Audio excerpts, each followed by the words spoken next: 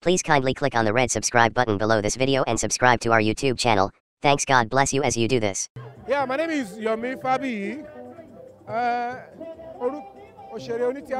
I'm an actor and a film producer. I'm here celebrating my mom. She passed on in January, and here we are in March. And today is an artist night that is being done in her honor, where my colleagues are coming together to celebrate her. So, Mom Simi, she's my best friend. She's my confidant. And then she's always there for me. At the point where I remember me at the community, and I just want to say, we call on super about me.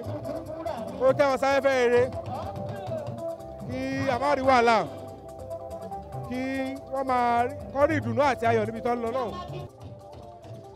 Alright guys, this is it. You are logged on to Bua TV. Can you see? Keep it locked down.